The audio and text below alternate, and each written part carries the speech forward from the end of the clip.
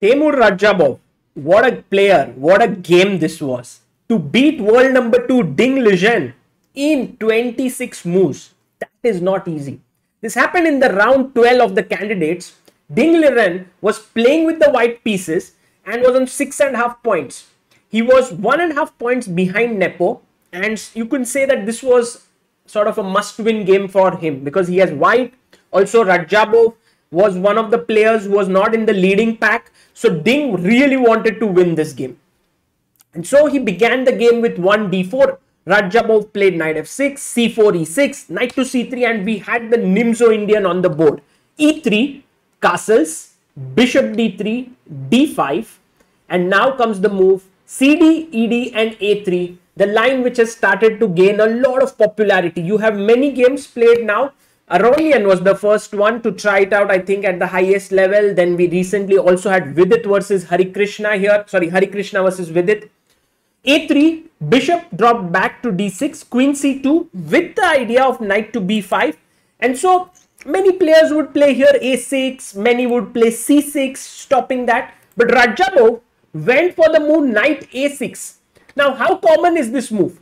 This move has only been played in 2 games before. Durar Bailey versus Oparin was the last game that was played in May 2022. Knight g2. Notice that if you go knight to b5, I can now save my bishop because the c7 pawn is defended. Or there is another interesting opportunity here, which is to play directly c5. Okay.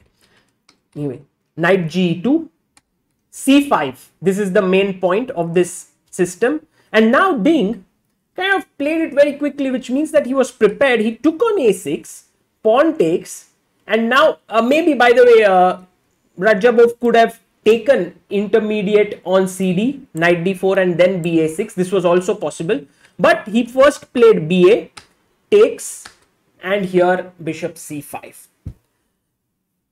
And here the move that was played was b4. Bishop went back, bishop d2, a5. Now suddenly this structure is a little weird. Okay, now white has 2 problems. One is what to do about this tension here and what to do about his king, because the moment he goes here, this bishop is eyeing here, the knight is here, the bishop also can join in, and the queen can as well. So with all 4 pieces, it's suddenly starting to get dangerous. He goes b5, comes a6, good move. Now here h3 was played, bishop d7. Notice that if you castle here, by the way, then there is trouble with queen c7 because I hit you on h2 and I'm also threatening ab5 with this pin down here. So h3, bd7, b takes a6 was played. Maybe a4 was more accurate, but then you don't really want to give up this b4 square, you know, to your opponent. Takes, rook d1. Again, if you castle here, which seems very natural, then I just slide my queen here and I threaten to sack here. Take, queen enters with the bishop looking here. The rook can also swing in at some point. Very dangerous. So rook d1. Ding wants to keep the rook here. Rook b6. And now it was important for Ding to go bishop a1. Give up a pawn. Castle it out. Put pressure on d5. He's still in the game. Black is better, but it's still playable. The moment he went rook d2, now again an excellent move by Radjabov, queen c8. Now you can't castle anymore. If you castle, then I'll just sack on h3. Black is better. So f3 was played. Ding wanted to put his king on f2. You can see how Ding is uncomfortable in defending, creating more weaknesses. Rook e8, excellent move, putting pressure on e3. Now king f2 was played and in came queen b8, putting pressure here on b2. I think it was important to remove the bishop here, although the position looks really, really ugly. I mean, rook c8 and suddenly there is this pin here and too many things happening down. But he went queen c1. And now your move here with Radjabov, how did he just smash his way to victory? Boom! Rook takes e3. What a move by Radja. King e3, bishop c5 check. Knight b4, queen e5 check, king f2 check, one knight h5, knight g3 coming in, game over. So taking this rook is impossible. Ding goes knight d1, but by this time Ding already knew that the game is over. Rook e8 back, knight e3. Well, you can sack again, I think, on e3, but okay, Raja, like there's this nice move, takes, and it's important now to cut the king away from going back with bg3, and this should be a winning attack. The king is just too weak. But he went rook b3, putting pressure on e3, took on g4, rook c8.